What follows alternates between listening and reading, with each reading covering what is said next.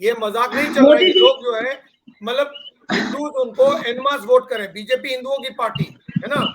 जब वोट डालने जाते हैं तो कर्नाटक में आप हार गए, सबने कहा, सारे मुसलमानों ने एन मास 68% 70% ने कांग्रेस को वोट किया, इसलिए कांग्रेस जीत गई। अरे भाई एन मास हिंदू बीजेपी को वोट कर रहे हैं, तो बीजेपी हिंदुओं के लिए कर क्या रही है? मजाक उड़वा रही है। या तो बीजेपी हिंदुओं के बारे में सोचे, और नहीं तो बीजेपी की जगह कोई दूसरी हिंदू पार्टी क्रिएट कर लो, क्योंकि अगर जो हिंदू नहीं सोचे उसको फिर इलेक्ट क्यों करना है? सर ये एक बात, इस बात से मैं बहुत ज्यादा डिसएग्री करती हूँ, और आपकी इस बात को मैं जरूर यहाँ पे उसका एक अलग ओपिनियन अपना देना चाहूंगी। वो ये है कि अगर मुझे मेरे पिताजी से सब कुछ नहीं मिल पाता है तो मैं अपने दूसरे को अपने पिताजी नहीं बना लूंगी। मैं अपने पापा से बार बार बोलती हूँ, नहीं, मैं नहीं करती सर, आई डोंट एग्री। बनाने वाली बात है ही नहीं, बहुत सिंपल सी बात है।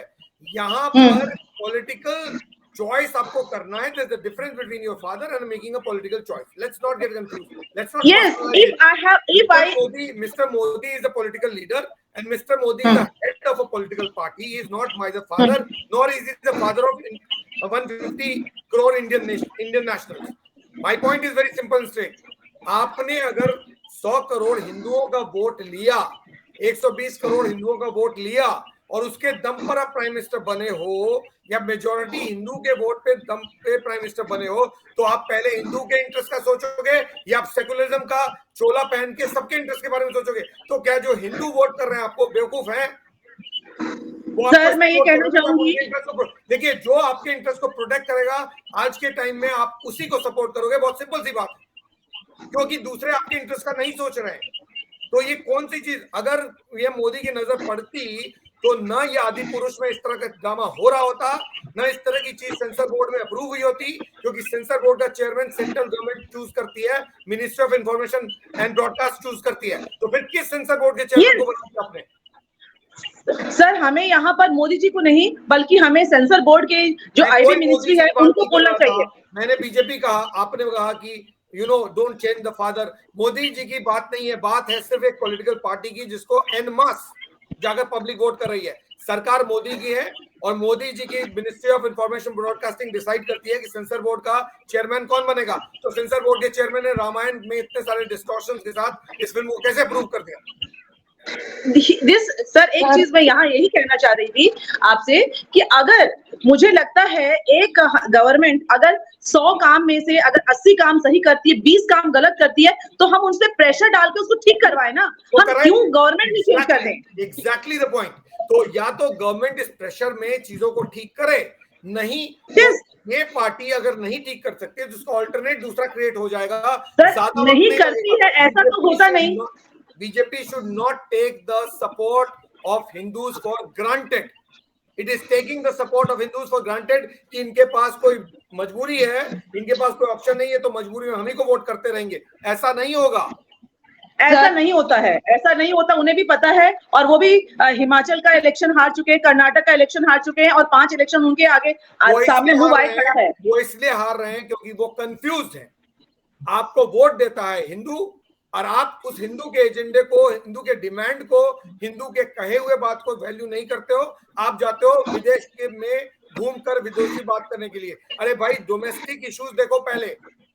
यहाँ पर हिमाचल में भी लोग मर रहे हैं, यहाँ पर बिहार में भी लोग मर रहे हैं, यहाँ पर राजस्थान में भी लोग मर रहे हैं, यहाँ महाराष्ट्र में भी लोग मर रहे हैं। कितनों के घर मोदी जी चले गए हैं? क्या वो आपको वोट नहीं कर रहे थे? आपके वोटर थे ना। सर हमारे देश में उस डिबेट में 2 लोग होते हैं, एक 2-1.5 साल बाद घूम रहा होता है, और दूसरी लेडी कहीं छुपी हुई होती है क्योंकि उसको जान का खतरा है। इसको कौन देखेगा? मोदी जी नहीं देखेंगे तो कौन देखेगा? प्राइम मिनिस्टर कौन? हमें। अरे भाई फ्रीडम का हक तो सबको है ना इस देश में।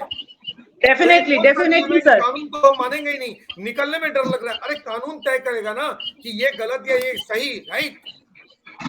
तो हमारी बारी आई तो कानून नहीं, तुम्हारी बारी आई तो कानून के हिसाब से होना चाहिए। जब आप पुलिस वालों को पत्थर मारो जूनागढ़ में तो कानून की बात नहीं होनी चाहिए, लेकिन पुलिस वालों 20 को पकड़ के अगर पिटाई लगा दे तो कानून का हिसाब से काम होना चाहिए। ये कौन सा डबल स्टैंडर्ड चल रहा है भाई?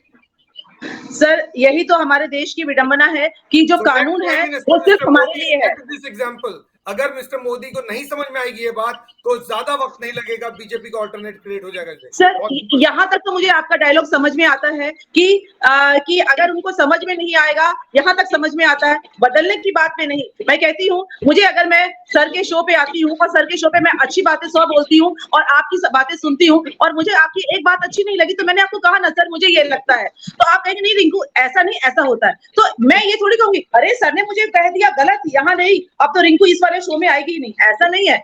ये शो मेरा ही है, ये आप भी मेरे ही है, ये सारे जो स्पोक्स पर्सन है ये सारे मेरे ही हैं। और अगर हमारी डिफरेंस ऑफ ओपिनियन होती है, that is very good, but we will not change that ना, दैट इज व्हाट आई से।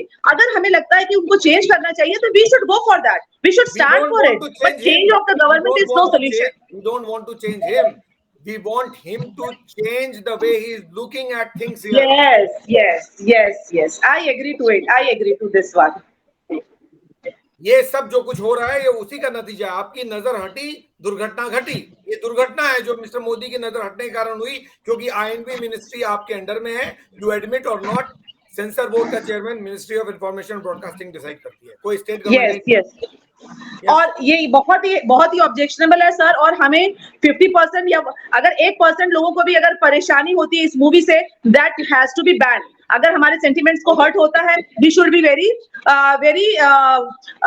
We should raise our voice. Government के एक मिनिस्टर ने नहीं कहा कि दिस इज हाईली ऑब्जेक्शनेबल।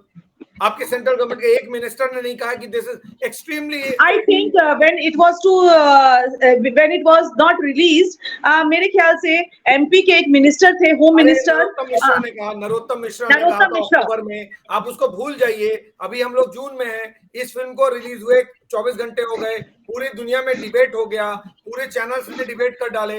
एक सेंसिटिव टॉपिक है, एवरीवन इज रिएक्टिंग। इस शो में जहां कल तक 70 लोग आ रहे थे, आज 200 लोग आए।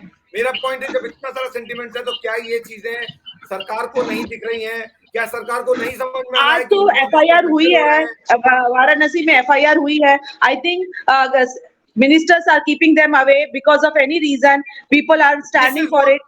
अच्छा, जब हिंदू वाला इशू हो गया, भगवान राम की बात हो गई, रामायण की बात हो गई, तो they are keeping for some reason. अगर कल दूसरे किसी का होगा तो तुरंत से स्टेटमेंट आ जाएगा, no we meant this. What do you mean we meant this? हम लोग क्या, मतलब हम जो ऑब्जेक्शन रेज कर रहे हैं उसकी कोई वैल्यू नहीं। नहीं, होनी तो सबकी वैल्यू सर, होनी तो सबकी ही वैल्यू है, एक भी इंसान को। We respect the sentiments of crores of Hindus who are objecting to this. This movie should be brought down immediately.